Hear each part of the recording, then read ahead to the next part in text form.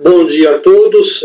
Daremos início à sessão da primeira turma ordinária da segunda Câmara, da terceira sessão de julgamento do CARF, do dia 24 de junho de 2020, período da manhã. Confirmo a presença de todos os conselheiros da turma: Elcio Reis, Leonardo Andrade, Leonardo Macedo, Pedro Lima, Marcos Borges, Laércio Cruz e Márcio Costa. No dia de hoje teremos os processos na sessão da manhã, processo de número 91 a 139. Não haverá apresentação de vídeo com sustentação oral. Confirmado o quórum mínimo. Vamos iniciar. E que todos tenham um bom trabalho. Deus nos oriente, dando-nos sabedoria no julgamento. Amém. Iniciamos então com o processo número 91. Ele é um paradigma. Os processos dos lotes vão de 92 a 101. Empresa Hennings Vedações. Com a palavra, o conselheiro Elcio. Trata-se de recurso voluntário interposto contra a posição à cota da Delegacia de Julgamento, julgando procedente a manifestação de conformidade manejada pelo contribuinte, em decorrência da prolação do despacho decisório em que não se homologou a compensação declarada, em razão do fato de que o pagamento informado já havia sido utilizado para quitar outro débito da titularidade do contribuinte. Na manifestação de conformidade, o contribuinte requeriu a reforma da decisão, alegando que o recolhimento da contribuição por ele efetuada havia se dado em valor superior ao devido, fato esse que podia ser comprovado por meio do DACOM e da DPJ, dado que a DCTF correspondente não havia sido retificada tempestivamente. Junto à manifestação de conformidade, trouxe aos autos o despacho decisório, DARF, a DECOMP, as DCTF original e retificadora, DACOM e DPJ. O acordo da RJ, que não reconheceu o direito creditório, foi emendado da forma que está reproduzida aí. Cientificada a decisão de primeira instância, em 8/10/2010, o contribuinte interpôs recurso voluntário em 5/11/2010 e requeriu a reforma da decisão de primeira instância, alegando que o mero descumprimento de uma obrigação acessória, a retificação de DCTF, não podia alterar a condição de liquidez e certeza do crédito, bem como a necessidade do administrador público observar o princípio da verdade material. Junto ao recurso voluntário, o contribuinte não trouxe nenhum documento probatório. É o relatório. Um minutinho, Elcio. O Pedro está ouvindo? Caiu? Estou ouvindo. Está ouvindo? Você ouviu o relatório, então? Sim, sim. Ok, perfeito. Obrigado. Mas está aparecendo minha imagem? Não. Está sem a imagem. Sem imagem? Eu estou vendo. Na verdade, está travado. Se você mexer, eu acho que está travado. Deixa eu ver. Melhorou aí? Ainda não voltou a imagem, Pedro. Não? Talvez entre e saia da sala novamente. Tá. Alguém me expulsa aí, então.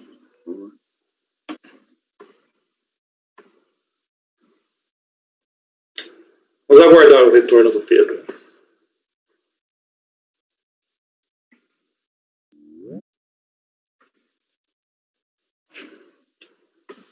Tá ok, imagem ok. Pronto, conselheiro, pode passar ao voto. O recurso é tempestivo e atende os demais requisitos. Conforme acima relatado, trata de despacho decisório que não se homologou a compensação declarada, em razão do fato de que o pagamento informal já havia sido utilizado para quitar outro débito da titularidade do contribuinte. Na primeira instância, o órgão recorrente aduziu que recolher indevidamente contribuição para o PIS, o que podia ser comprovado por meio do DACOM e da DPJ. A DRJ considerou insuficiente a comprovação da liquidez e certeza do direito creditório a apresentação somente do DACOM e da DPJ, sem que tivesse havido a retificação tempestiva da DCTF. No recurso voluntário, o requerente não apresenta nenhum outro documento que pudesse comprovar a liquidez e certeza do crédito, como, por exemplo, a escrituração contábil fiscal, notas fiscais, etc., restringindo sua defesa à necessidade de observância da verdade material, que, segundo ele, deve prevalecer sobre o mero descumprimento de uma obrigação acessória. Contudo, não se pode ignorar que no PAF o ônus da prova encontra-se delimitado de forma expressa. Está aí reproduzido o artigo 16, né, do decreto 70.235. Em conformidade com os dispositivos supra, tem-se que o ônus da prova recai sobre a pessoa que alega o direito ao fato que o modifica, extingue ou que lhe serve de impedimento, devendo prevalecer a decisão administrativa que não homologou a compensação declarada por falta de demonstração e comprovação do pagamento a maior, o que poderia ter sido feito com base na escrita e nos documentos fiscais respectivos. Ressalta-se que apenas o DACON e o DPJ não são hábeis a comprovar o indébito, pois, para tanto, é necessário conhecer a real base de cálculo da contribuição, com base na documentação comprobatória, contraposta ao recolhimento efetuado, sem o que não se tem por comprovado o pleito. Destaque-se que, mesmo após a TRJ ter destacado a necessidade de comprovação da liquidez e certeza do crédito, o recorrente nada acrescentou aos autos nesse sentido, o que prejudica sobremaneira a sua defesa. Mesmo considerando o princípio da busca da verdade material, em que a apuração da verdade dos fatos pelo julgado administrativo pode, eventualmente, ir além das provas trazidas aos autos pelo interessado, no presente caso, o recorrente não se desincumbiu do seu dever de comprovar de forma efetiva o crédito pleiteado, não se vislumbrando razão a pretendida inversão do ônus da prova, principalmente se considerar que ele já havia sido alertado acerca dessa questão. Diante do exposto, eu voto por negar provimento. Obrigado. Eu dei uma caída aqui na rede, mas eu ouvi o voto e li também. Então, não houve nenhum prejuízo.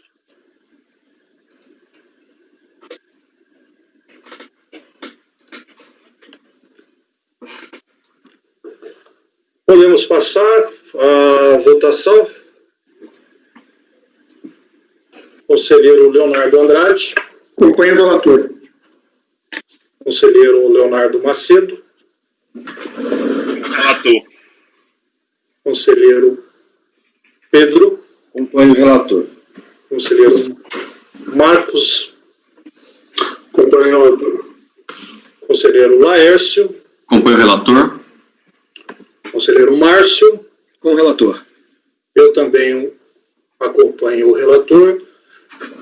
Então, processo item 91, por unanimidade de votos, negou-se provimento ao recurso voluntário. Este é o paradigma. Os repetitivos do lote, itens 92 a 101, terão o mesmo resultado. Continuando, conselheiro Nelson, da indústria de papéis Sudeste. Pode iniciar? Só um minutinho. Travou sua imagem, presidente. Voltou. É o item que vai até, desse contribuinte, o processo vai até o 110. Se eles forem idênticos ou menos semelhantes, ou com decisão semelhante, o relator anunciará depois. Pode começar o 102. Eu estou lendo o primeiro aí, do 102, vale para todos, são iguais. Okay. Então, trata-se de recurso voluntário interposto em decorrência de decisão da Delegacia de Julgamento que julgou improcedente a manifestação de conformidade apresentada em contraposição ao despacho decisório que indeferiu o ressarcimento de IPI e não se homologou a compensação respectiva. A declaração de compensação foi formalizada no processo administrativo final 07, que se encontra apenso a este. Em ação fiscal, apurou-se que o contribuinte escriturava, no período de novembro de 2004 a dezembro de 2007, créditos de IPI calculados com base na alíquota ficta de 12%, aplicados sobre aquisições de produtos imunes, isentos, não tributados ou sujeitos à alíquota zero, energia elétrica, gás e aparas. Créditos esses que foram glosados, decorrendo dessa medida, a lavratura de auto de infração, em que se exigiram parcelas do imposto apuradas após a reconstituição da escrita fiscal. O auto de infração está no processo final 17. Tendo em vista que o crédito controvertido deste auto não subsistiu após a reconstituição da escrita fiscal, dada a apuração de débito no período, o pleito contribuinte restou prejudicado. Em manifestação de conformidade, o contribuinte requeriu a homologação da compensação, arguindo o direito constitucional pleno da não cumulatividade do IPI e a restrição indevida quanto ao direito a crédito nas hipóteses de aquisições desoneradas. O acordo da DRJ denegatório do direito foi emendado da forma seguinte. Cientificada a decisão de primeira instância em 22/7/2010, interpôs recurso em 23/8/2010 e requereu o reconhecimento do direito pleiteado, revisando os argumentos de defesa. É o relatório. Podemos seguir? Pode passar para o voto. O recurso é tempestivo e atende os demais requisitos. Conforme acima relatado, trata-se de pedido de ressarcimento com declaração de compensação relativa a crédito de IPI apurados a partir da aplicação da alíquota ficta de 12% sobre os valores relativos a aquisições de produtos desonerados. No processo administrativo final 17, formalizado em decorrência da lavratura do auto de infração do IPI referente aos débitos que surgiram após a glosa dos referidos créditos, a Delegacia de Julgamento julgou procedente em parte a impugnação manejada pelo contribuinte, excluindo do lançamento a parcela referente a dezembro de 2007, que havia sido declarada em DCTF, correspondente a 0,57% do valor total do imposto lançado. Decisão essa mantida pela segunda turma ordinária da terceira Câmara da terceira sessão do CARF, por esse acordo aí de maio de 2011. Os débitos remanescentes foram incluídos pela hora recorrente no parcelamento instituído pela Lei 11.941, inclusão é essa que veio a ser ressentida por ausência de pagamento, sendo referidos débitos inscritos em diretiva da União. Nesse sentido, excetuando-se o lançamento relativo a dezembro de 2007, exonerado em parte na primeira instância, que não alcança este processo, pois aqui se trata do período de apuração de outubro a dezembro de 2004, tem-se que o procedimento fiscal restou validado definitivamente na esfera administrativa, replicando aqui, por conseguinte, o que restou decidido no Acórdão 3302-969 de maio de 2011. E aqui eu reproduzo uma parte desse decisão do CARF no auto de infração, né, que vai ter que prevalecer aqui, né, porque a origem foi o auto de infração que decorreu da glosa dos créditos e já transitou em julgado administrativamente, né? Então, eu reproduzo aí simplesmente nessa linha que eu estou adotando de que os créditos eram indevidos. Acrescente-se que no julgamento do recurso extraordinário 398-365, em 27/8/2015, submetido à repercussão geral, mas ainda não transitado em julgado, em razão de embargos de declaração pendente de julgamento, o STF decidiu pela impossibilidade de creditamento do IPI na aquisição de insumos isentos não tributados ou sujeitos à alíquota zero. Referida decisão restou emendada nos seguintes termos. Vou ler o que está em negrito, né? Aquisição de insumos isentos não tributados ou sujeitos à alíquota zero, creditamento do IPI, impossibilidade. Merece destaque ainda a súmula CARF número 18, que assim estipula. A aquisição de matérias-primas, produto intermediário e material de embalagem tributados à alíquota zero não gera direito de crédito de IPI. De acordo com a tabela de incidência do IPI, os produtos sobre os quais controverte nesses autos, energia elétrica, gás e aparas, encontram-se classificados como não tributados ou sujeitos à alíquota zero.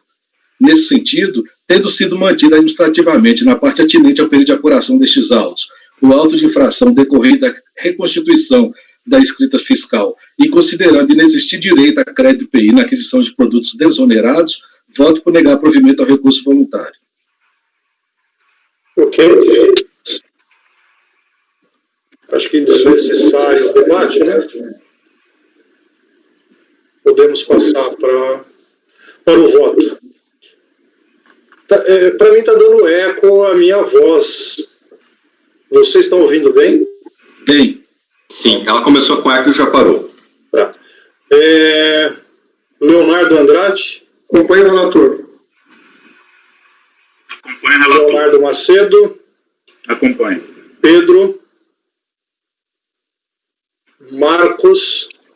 Acompanhe o relator. Pedro, acho que sua voz não foi audível.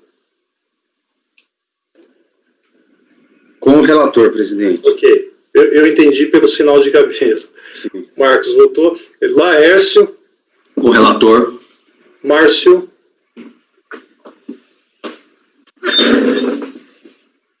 Muito claro o voto, acompanho o relator. Obrigado. Também acompanho o relator. Então, nos itens 102 a 110, por unanimidade de votos, negou-se provimento ao recurso voluntário. Item 102 a 110, mesma decisão. Processo de o item número 111, Guacira Alimentos, é um paradigma, o relator é Leonardo Macedo, e os processos do lote repetitivo vão dos itens 112 a 116. Com a palavra, relator Leonardo Macedo. Bom, Guacira está na pasta, presidente. Ok, já copiado. É um dos processos de PIS/COFINS aqui. Vamos lá. Relatório da decisão de primeira instância descreve os fatos. Trata-se de pedido eletrônico de ressarcimento, PE, informando o crédito referente a ressarcimento de COFINS, primeiro trimestre de 2008, seguido de declarações de compensações, DECOMP, ao mesmo crédito, apresentado pelo contribuinte acima qualificado. O referido PE foi objeto de ação fiscal, onde constatou-se incorreções na apuração. Em síntese, a fiscalização, em representação fiscal, informou que glosou despesas relativas a serviço de transporte internacional de arroz, da Argentina para o Brasil, serviços de transbordo de mercadorias contratados por meio de sindicato representativo de categoria profissional, transporte de produtos entre estabelecimentos próprios da contribuinte, transporte de matérias-primas e insumos importados do local de desembaraço até o estabelecimento contribuinte e créditos tomados em duplicidade. Então, glosou essas despesas e se valeu, né, de interpretações aplicáveis ao IPI. Aqui a impugnante, então, na manifestação de conformidade faz essa alegação, argumenta que o fisco, né, não apenas desconsidera as diferenças entre as materialidades do IPI e do PIS/COFINS, como também a diferença metodológica entre a não cumulatividade do imposto e a das contribuições sociais. Aduz que os insumos para fins de tais contribuições devem ser todos aqueles elementos essenciais ao funcionamento da atividade econômica da empresa. Informa que boa parte dos créditos glosados diz respeito a serviços de transporte de produtos acabados em elaboração. Alega que tais despesas são necessárias à aquisição das receitas. Nessa esteira argumenta ser indevida a glosa. Combate também a glosa dos créditos relativos aos valores dos sindicatos, de cargas e outros. Por fim, requer que os pedidos de ressarcimento, compensação, sejam homologados integralmente. O acórdão da DRJ consta exatamente, né, no sentido de julgar a manifestação de inconformidade improcedente, e a interessada protocolizou o recurso voluntário de forma tempestiva, onde repete boa parte dos argumentos. É isso, presidente. Ok, pode passar para o voto.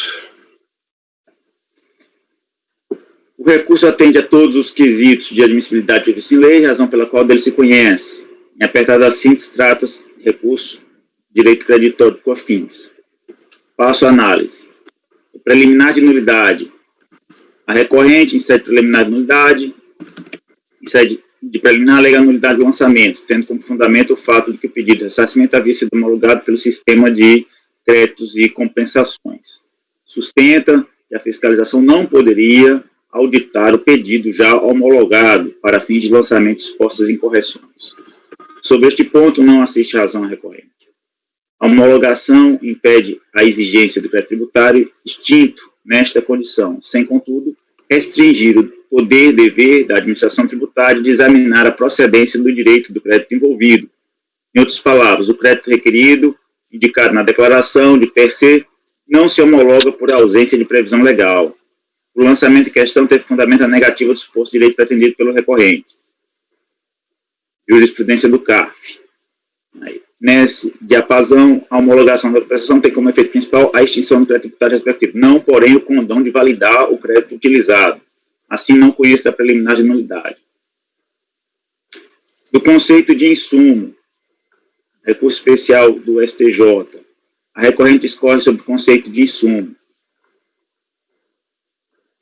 Nesse ponto, que trata da análise das glosas de insumos, envolvendo a matéria de aproveitamento de crédito PIS/COFINS, apurados em regime não cumulativo, cabe esclarecer que este CARF vem seguindo a posição intermediária entre aquela posição restritiva, que tem como referência as INs 247/2002 e 404/2004, normalmente adotada pela Receita Federal, e aquela posição totalmente flexível, normalmente adotada pelos contribuintes, posição que aceitaria, na base de cálculo dos créditos, das contribuições, todas as despesas e aquisições realizadas, porque estariam incluídas no conceito de insumo. No regime não cumulativo das contribuições, o conteúdo semântico do insumo é mais amplo do que aquele da legislação do IPI e mais restrito do que aquele da legislação do IR. O julgamento do recurso especial, STJ, em sede de recurso repetitivo, veio de encontro à posição intermediária criada na jurisprudência deste Conselho, em razão do disposto no artigo 62, seu regimento interno tem aplicação obrigatória. Nesse ponto, cabe mencionar a nota da PGFN, que clarificou o conceito de insumos para fins de constituição do crédito. A seguir, passa a análise das glosas, sob a ótica de posicionamento adotado por este Conselho. Serviço de transporte internacional de arroz da Argentina para o Brasil. A recorrente pretende ver reconhecido o direito de apurar créditos de PIS/COFINS calculado sobre os valores das despesas realizadas com os fretes internacionais de arroz da Argentina para o Brasil. Nesse ponto, não assiste razão à recorrente. Não há que se falar de créditos sobre frete internacional do país de exportação para o Brasil. A jurisprudência juntada pelo recorrente é clara quanto ao frete admitido ser aquele do recinto alfandegado até o estabelecimento importador. Ou seja, o frete interno. O frete internacional não gera crédito de PIS/COFINS. Aí tem a jurisprudência do carro. Diante do exposto, nego provimento. B. Serviços de transbordo de mercadorias prestados por meio de sindicatos, representativo de categoria profissional. A recorrente pretende ver reconhecido o direito de apurar créditos de PIS/COFINS sobre o serviço de transbordo de mercadorias.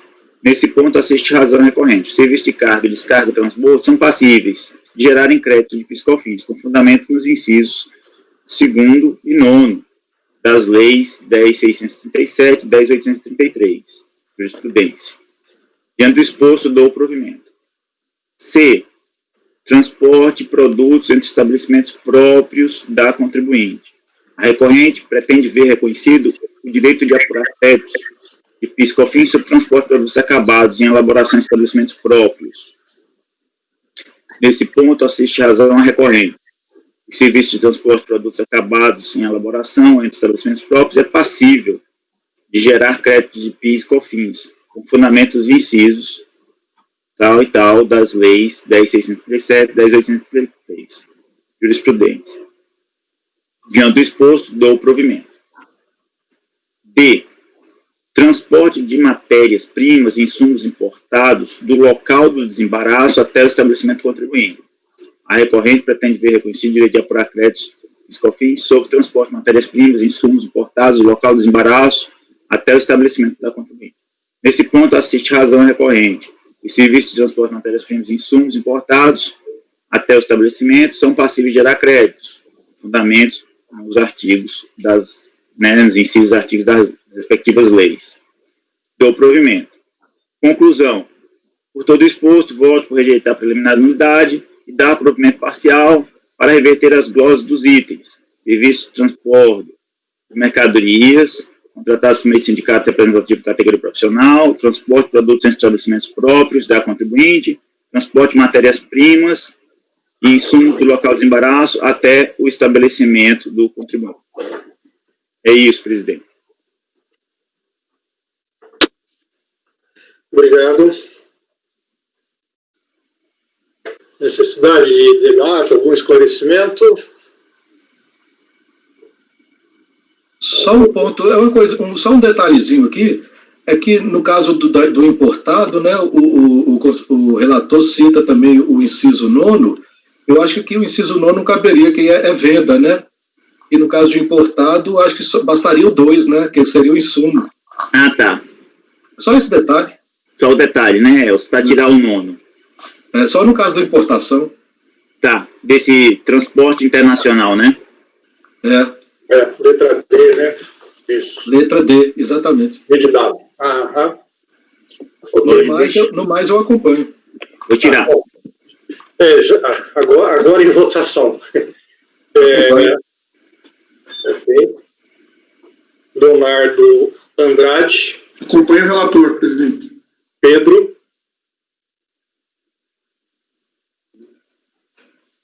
Com o relator, presidente.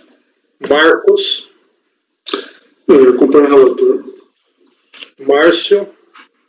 Com o relator, presidente. Márcio, votou? Não, com o relator. Desculpa, eu pulei. Também acompanho o relator. Então, fica assim a decisão do item 111, Guacira Alimentos, o Paradigma, 2011-43. Acordam os membros do colegiado, por unanimidade de votos, rejeitar a preliminar de nulidade do lançamento e, no mérito, dar provimento parcial para reverter as glosas dos itens. B. Serviços de transporte de mercadorias contratados por meio de sindicatos representativos de categoria profissional. C. Transportes de produtos entre estabelecimentos próprios da contribuinte. E D. Transporte de matéria-prima e insumos importados do local do desembaraço até o estabelecimento do contribuinte. Por ser lote, esse resultado é atribuído aos itens 112 a 116 da mesma empresa. Continuando, julgamento com os processos do conselheiro Leonardo Macedo, item 117 da pauta, Century Link, da mesma empresa até o 120. Com a palavra, relator. Presidente, pode abrir, está na pasta, pode abrir o primeiro, que é o item 117, são todos iguais. Então não tem problema. Esse é rápido.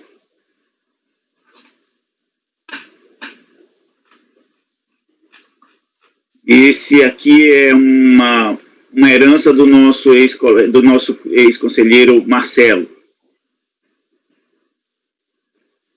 Então, vamos lá.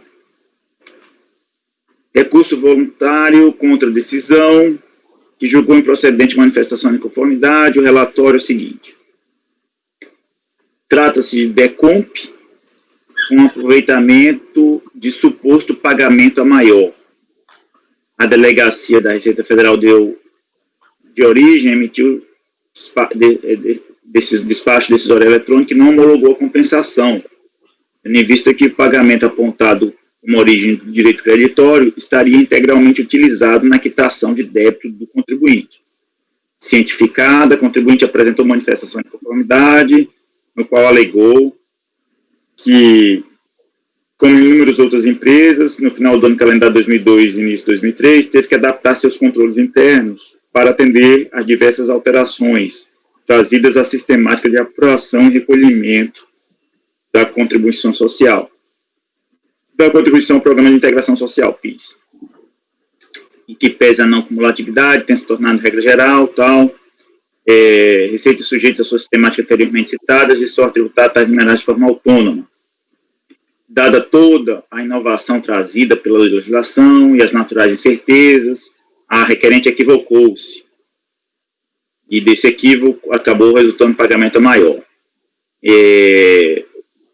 Então, tal como anteriormente mencionado, após a introdução do regime da não cumulatividade, a requerente passou a ter receitas sujeitas ao sistema cumulativo e não cumulativo. Em que pese o creditamento encontrar-se expressamente garantido em lei, a requerente reitera-se não descontou crédito sobre as hipóteses listadas no artigo 3º do citado diploma, pois até aquele momento não havia clara definição acerca dos custos e despesas passíveis do citado creditamento. A assertiva pode ser facilmente verificada pela análise da planilha. Então, ele anexou as planilhas. E em face do contexto desenhado, embora haja divergência quanto ao código de recolhimento da isenção, é incontestável que os créditos decorrentes da sistemática não cumulativa não foram aproveitados no mês de fevereiro de 2003. Diante do cenário, a requerente refez o cálculo dos valores a título de PIS não cumulativo, descontando os créditos de forma proporcional às receitas sujeitas a esse regime e quantificou o montante que for indevidamente recolhido. Tal pagamento maior foi compensado com débitos fiscais outros, mediante a apresentação de PER-DECOMP. Então, as autoridades, alega que as autoridades arbitrariamente não reconheceram o pagamento, a maior, e são essas que um mero erro formal não pode descaracterizar o seu direito material. Então, foi o relatório, do processo, a turma na DRJ negou, porque faltou prova. No julgamento, nosso julgamento aí do CARF, o conselheiro Marcelo, então, e a turma converteu em diligência para que fosse dada a oportunidade da empresa juntar seus meios de prova, e o processo, então, retorna agora a julgamento. É esse o relatório. Obrigado. Pode passar para o voto. Só uma questão de ordem, presidente. Sim. Ali, eu dei uma olhada no memorial ali, ele falou que parcelou o débito compensado. Tem alguma informação nos autos sobre isso? Eu não me recordo agora. Eu sei que ele pode até ter parcelado realmente, talvez seja por isso que ele não apresentou mais nada e não tem, porque ele foi intimado, adiantando o voto, ele foi intimado e não apresentou nada, e não mais respondeu, então o processo está sendo, não tem mais nada. Sim, eu também estava indo nessa linha, que agora eu abri o memorial ali, ele disse que parcelou, né? Então ele ficou prejudicado. Tem um documento para juntar lá no reprocesso, nos processos dele, que está escrito assim, resposta à intimação. Epa. Só que ele juntou 19/6 de 2020 agora. Nossa. Tipo, é sexta-feira passada, né? Eu não vi. Juntou muito em cima, né? Às vezes não dá para ver mesmo. Mas é nesse Tem documento... uma petição ali de parcelamento dos débitos, aí ficaria prejudicado, né? É nesse documento que você está falando, Marcos? Não, é outro. Oi? Você está falando, Não. é outro documento, né? Não é um... Ele está falando do memorial. Ah, Ele está abrindo o memorial. Vamos dar uma olhada nesse... Já que você está acessando aí, Pedro, você consegue ver se está o parcelamento nessa petição? ele está falando de refis, mas não sei se é... Se ele... Nesse sentido... Esse não afeta aqui não, né? Porque aqui vai ter que negar mesmo, que não tem prova. Então, o parcelamento é administrativamente, né? Então... Exato. Não prejudica o resultado, porque na liquidação a de origem há de observar essa situação de parcelamento ou não, se foi cumprido, porque parcelamento... Presidente, sim. o que eu estou entendendo aqui não é que ele parcelou o débito relativo a esse processo. Não é isso. Não sei se é isso que vocês estão falando também. Mas o que parece que ele está alegando aqui é que eu estou lendo muito rápido aqui, né? Não conheço o processo. É que ele está falando que talvez o pagamento indevido foi porque ele pagou um débito que já tinha sido parcelado, entendeu? estou entendendo que é isso. Aí ele cita o processo administrativo tal, né, ele fala, tanto é verdade que esse processo administrativo tal não mais se encontra no extrato de débitos da requerente.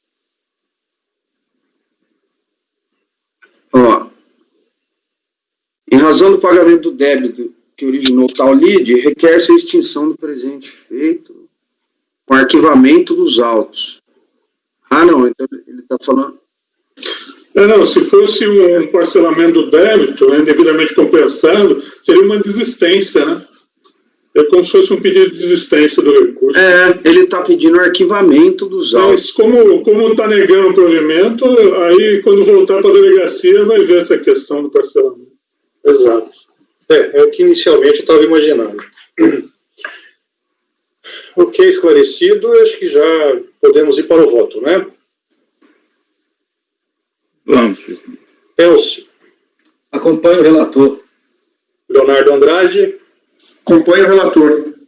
Pedro, Presidente, eu tenho uma dúvida, porque quando tem desistência, a gente encaminha para o setor específico aí. Mas nesse caso, como ele juntou muito em cima, talvez seja o caso de negar mesmo. Ele juntou muito em cima, não dá tempo, né, de considerar agora no julgamento, né? Pedro, esse é um dos processos, não é nem desse... Ele estava ou era em abril, ou era em maio. Né, e juntou agora, sexta-feira passada, um memorial, falando que parcelou. Talvez só depois se aceitar, então, lá no processo já está resolvido, já vai estar lá. Acompanhe o relator. ok, Marcos, Eu acompanho o relator. Laércio, Eu tô na mesma dúvida que o Pedro aqui, mas como o efeito prático não vai mudar em nada, então acompanho o relator. Márcio, Também nessa linha que o Laércio falou também, acho que no efeito prático, então, dá para acompanhar o relator sim, não vai ter problema algum. eu também acompanho, veja que não é nenhuma petição, né? Ele está juntando extratos. É uma questão que, ele sendo interessado, ele pode estar junto à unidade de jurisdição administrativa verificando a situação. Prolatar o resultado. Então, o processo final 2008-74, item 117 da pauta, acorda os membros do colegiado por unanimidade de votos em negar provimento ao recurso voluntário. A decisão se repete para o 118, 119 e 120. Isso, né, Leonardo? Perfeito, presidente. Ele não responde às intimações na diligência, quando baixou em diligência, em nenhum dos processos. São idênticos. Ok. Próximo item da pauta, 121, companheiro Leonardo Andrade, Merck Sharp. Na pasta, presidente.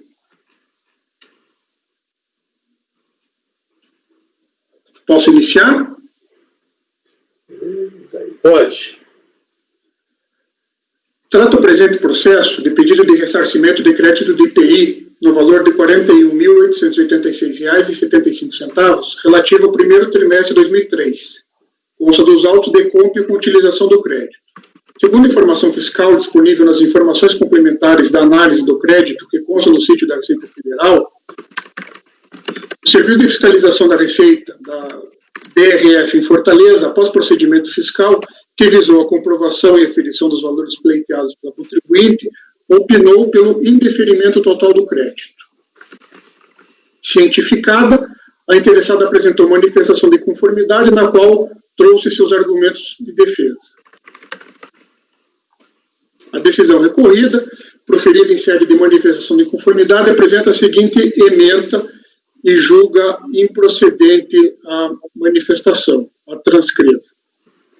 O recurso voluntário foi interposto de forma hábil e tempestiva, contendo, em breve síntese, os seguintes argumentos. Nulidade da decisão de primeira instância por cerceamento do direito de defesa por não ter apreciado os argumentos de defesa. Nulidade do despacho decisório em razão de sua adequada fundamentação.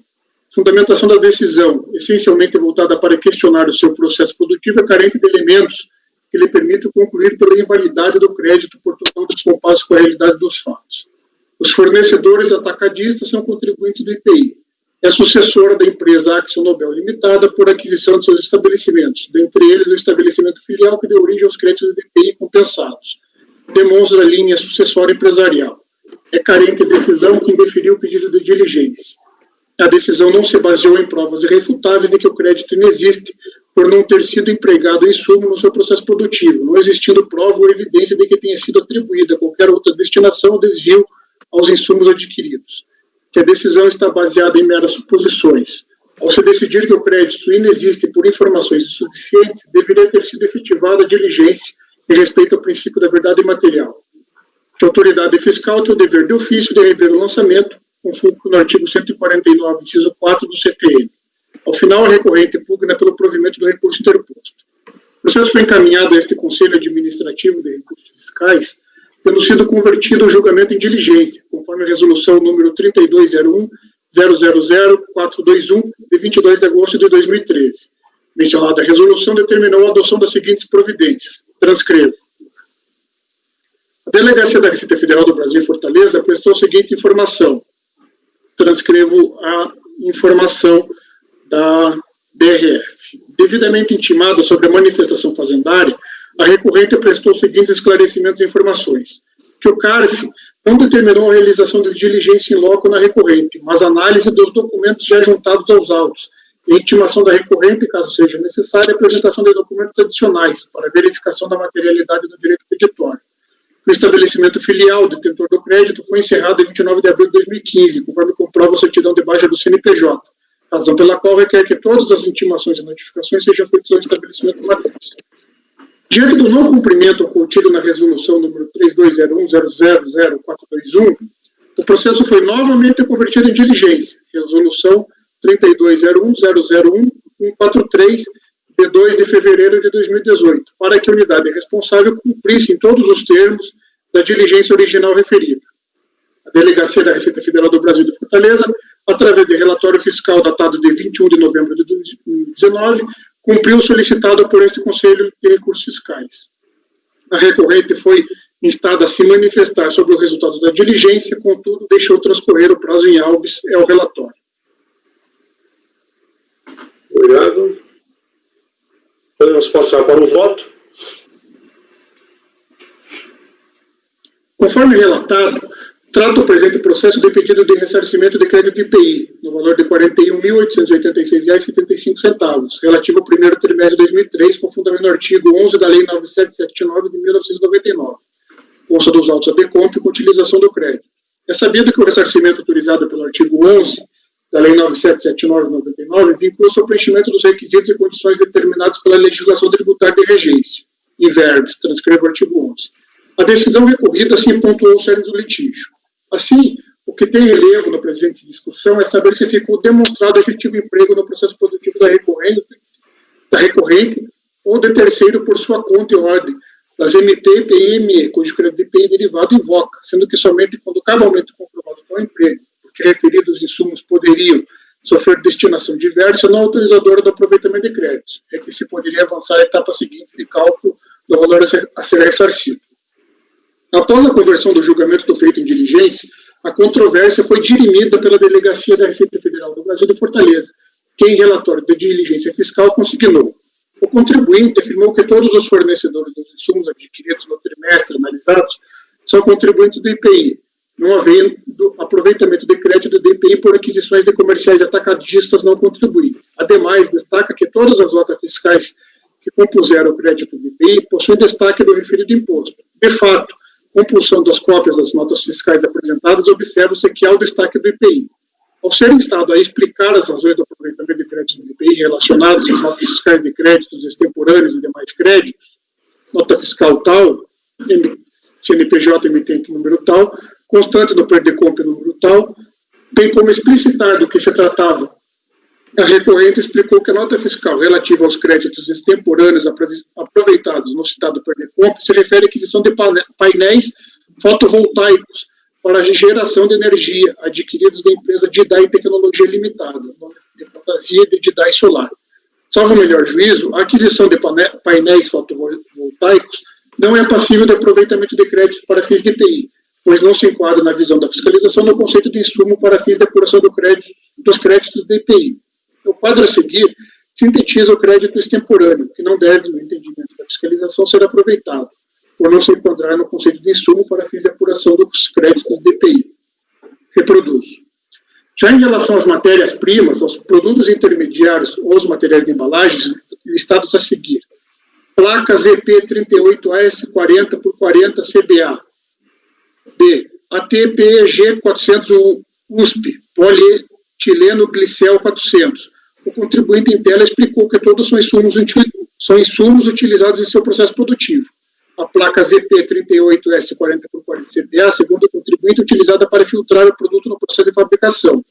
O ATPEG 400 USP, polieno glicel 400, é utilizado ainda, segundo o requerente, o produto químico que faz parte do produto Reverim. De fato, parece que os produtos indicados são insumos utilizados pela empresa em seu processo produtivo. No entanto, cabe ressaltar que não foi possível realizar uma visita técnica na unidade produtiva, pois a mesma se encontra inativa na presente data, segundo a informação do próprio contribuinte. Sendo assim, a análise realizada nesta diligência foi feita apenas com compulsão dos documentos acostados pelo próprio contribuinte e avaliando as explicações dadas pelo mesmo. Sendo explícito, não houve visita técnica para conhecer o processo produtivo da empresa no curso desta diligência, em razão da unidade produtiva em questão estar fechada. Em relação às notas fiscais de entrada que deram direito ao crédito de IPI, o contribuinte lista em relação das notas fiscais indica que, por ocasião da manifestação de conformidade, anexou cópias das mesmas. Constata-se que há destaque de IPI nas notas fiscais de entrada acostadas. Já em relação às notas fiscais de saída, a manifestante anexou, após prorrogação do prazo inicial, cópia das mesmas, bem como cópia do livro de registro de saída do período em questão. O contribuinte também explicita que a pessoa, por ocasião da manifestação de inconformidade, em relação dos produtos produzidos no período analisado. Por fim, o contribuinte pleiteia a homologação do total do PERDECOMP e pugna pelo reconhecimento total do crédito de IPI, cujo valor do pedido de ressarcimento é de R$ 41.886,75. No entendimento da fiscalização, do mencionado crédito pleiteado, deveriam ser glosados os créditos extemporâneos listados no quadro 1 acima, no valor de R$ 99,96. Caso seja esse o entendimento da autoridade julgadora, os créditos a serem deferidos, salvo melhor juízo, deveriam ser no valor de R$ 41.786,79. Este foi a manifestação da delegacia. E tendo como corretas as conclusões externadas no relatório de diligência fiscal apresentado pela Delegacia da Receita Federal do Brasil de Fortaleza. Com relação à aquisição de painéis fotovoltaicos, não é passível de aproveitamento de crédito para fins de IPI, pois não se enquadra no conceito de insumo para fins de apuração dos créditos de IPI. No que tange as matérias-primas, produtos intermediários ou materiais de embalagens listados, a recorrente explicou que todos são insumos utilizados em seu processo produtivo. Aí eu transcrevo aqui a utilização. Assim, com reconhecimento parcial pela própria fiscalização, com fruto na documentação acostada aos presentes autos, de que tais produtos foram aplicados no processo produtivo da recorrente e, portanto, caracterizam-se como insumos, é de ser deferido o pleito recursal, com a validade do crédito postulado em conformidade com o artigo 11 da Lei 9779 de 99, na extensão do resultado da diligência fiscal. Nesse sentido, tem decidido o CARF, conforme precedente a seguir colacionado. Transcrevo. Diante do exposto, voto por dar provimento parcial ao recurso voluntário para reconhecer o crédito do IPI no montante apurado de R$ 41.786,79, em conformidade com o relatório de diligência fiscal apresentado pela douta Delegacia da Receita Federal do Brasil de Fortaleza. É como voto. Obrigado. Pedro, está ouvindo? Conselheiro Pedro?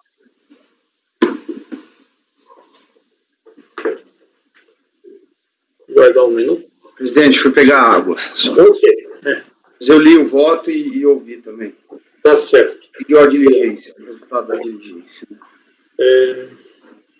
Podemos passar para o voto, né? Conselheiro Elcio. Acompanho o relator. Macedo.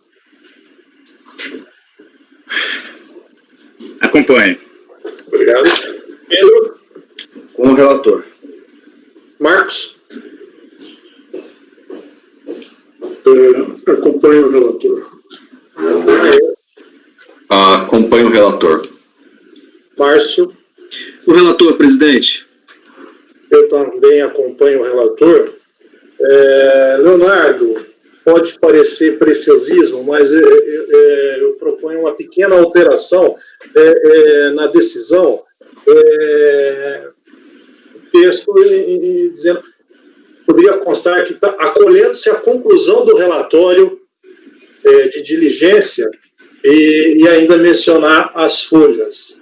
Está na 85 a 807. Um minutinho que eu te passo, não precisa anotar.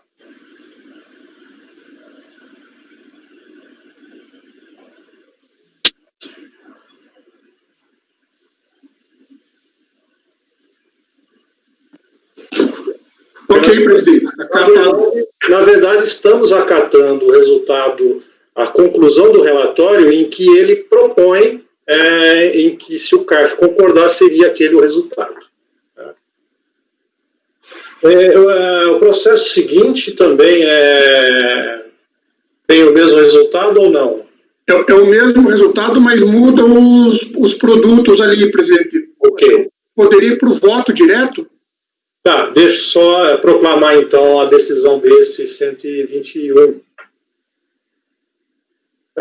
Então, por unanimidade de votos, acordam os membros do colegiado, por unanimidade de votos, dar provimento parcial ao recurso voluntário para reconhecer o crédito de IPI no montante apurado de R$ 41.786,79, acolhendo-se a conclusão do relatório de diligência fiscal apresentado pela douta Delegacia da Receita Federal do Brasil, de Fortaleza, as folhas 805 a 807, ou de folhas 805 a 807.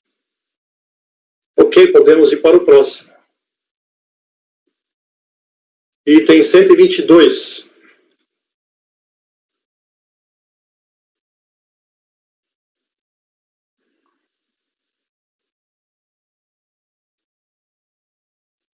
Leonardo? Acho que ele caiu, né?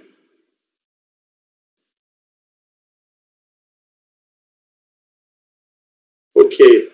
O Leonardo, acho que teve problema.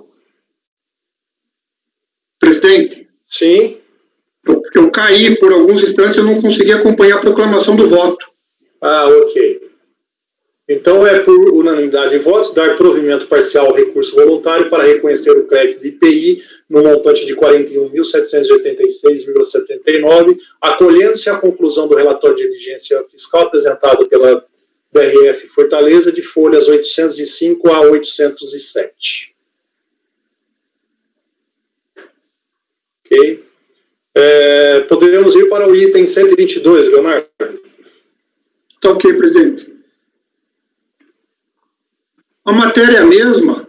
Posso ir direto para o voto, né, presidente? Sim.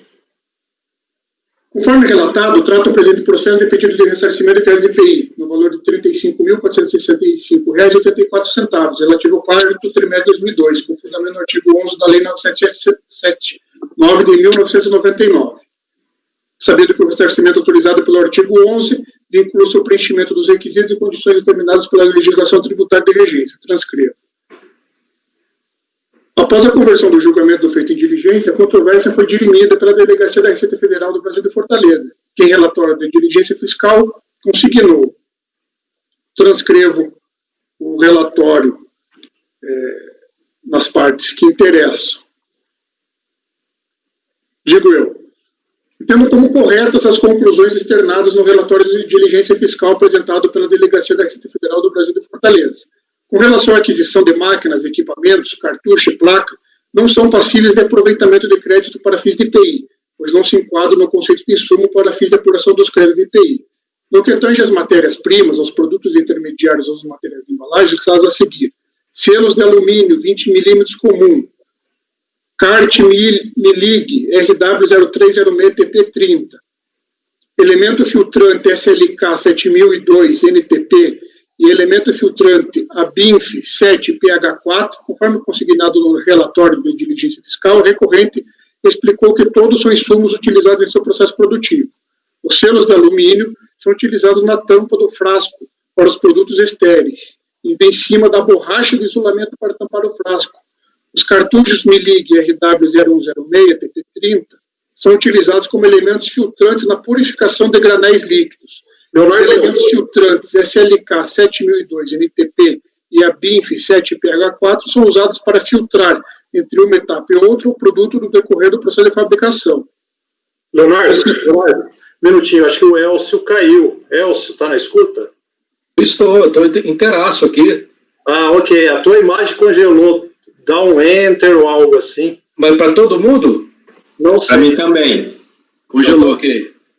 Congelou. Só recarregar a página. E agora? Ok. Acompanhou o voto, não teve prejuízo algum, né? Não, eu estava lendo normal. Ok, pode continuar. Obrigado, Leonardo. Assim como em conhecimento parcial pela própria fiscalização, com fulcro na documentação acostadas aos presentes autos,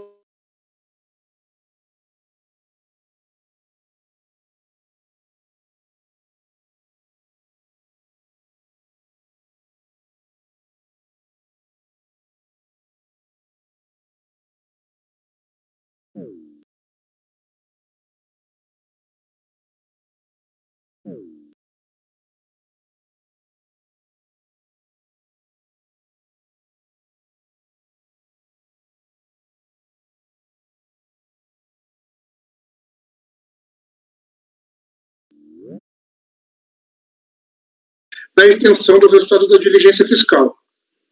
Diante do exposto, eu voto por dar provimento parcial ao recurso voluntário para reconhecer o crédito do IPI no montante de R$ 33.953,84, em conformidade com o relatório de diligência fiscal apresentado pela adulta Delegacia da Receita Federal do Brasil de Fortaleza.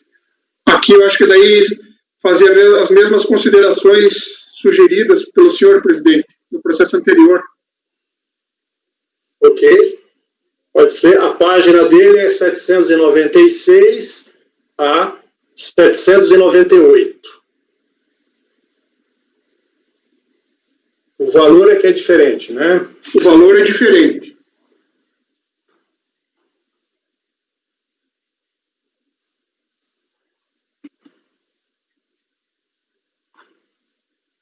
Ok, deixa eu só pegar aqui.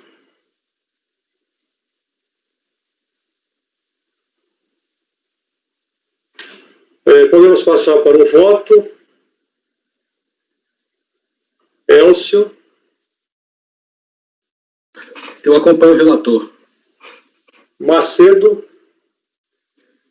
Acompanho o relator. Pedro. Eu entendi só que o resultado é diferente, né, da outra diligência. Sim. Em números, né? É isso. Isso. Acompanho o relator. Marcos. Acompanho o relator. Laércio. Acompanho o relator. Márcio. Com o relator. Eu também com o relator.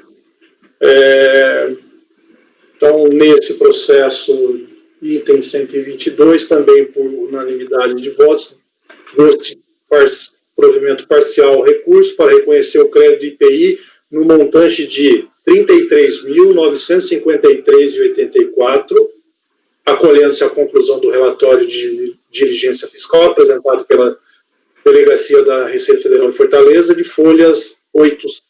As folhas são outra. 796 a 798.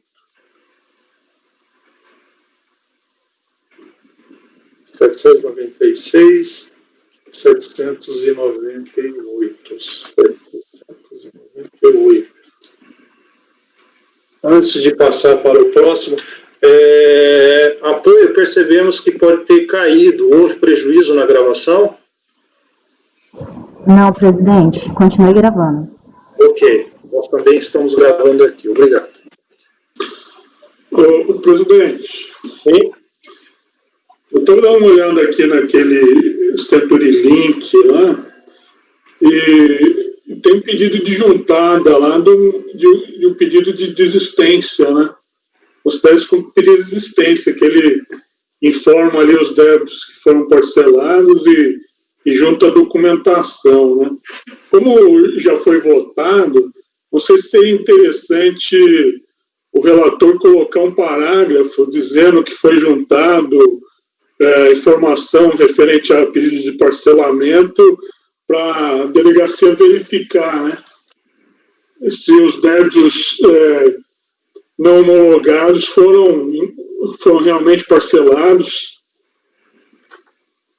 Alguma coisa nesse sentido. Não sei se vocês acham que seria necessário. Sim, obrigado, Marcos. Eu anotei aqui. Travou. Aqui, após o texto do dispositivo, ou imediatamente antes, não como sendo o dispositivo. Ok? Obrigado, Marcos. Obrigado. Item 123, Petra Park, também Leonardo Andrade.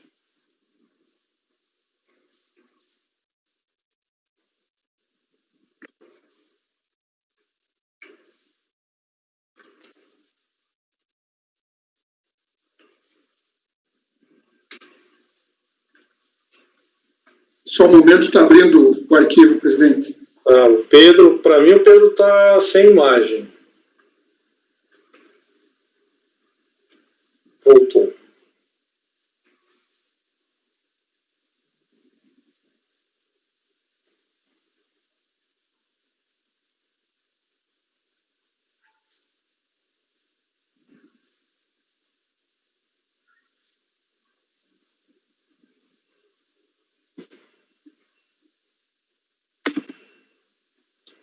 Elcio sem imagem.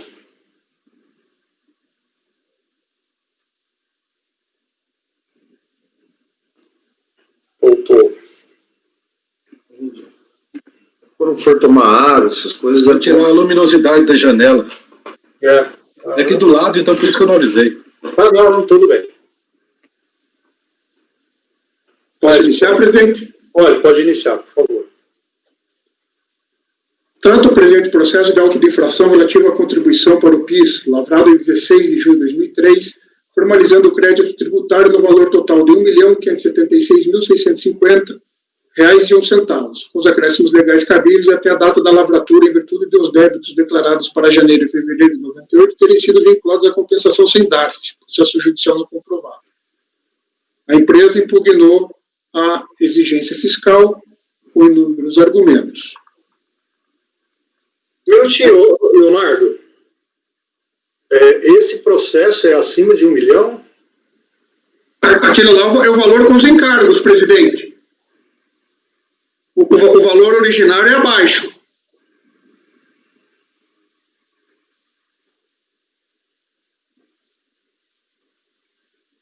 O conceito de valor originário é que significa que é só o tributo. Eu entendi valor originário, o valor que iniciou lá no processo, não é isso, não? Tributo e multa, né? Eu também, eu estou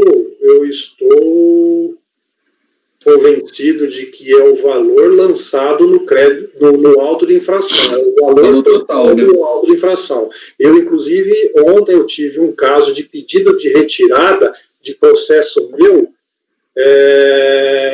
que o valor original era 946, né? Não, mas não é o que nós votamos, era o que está na pauta de amanhã.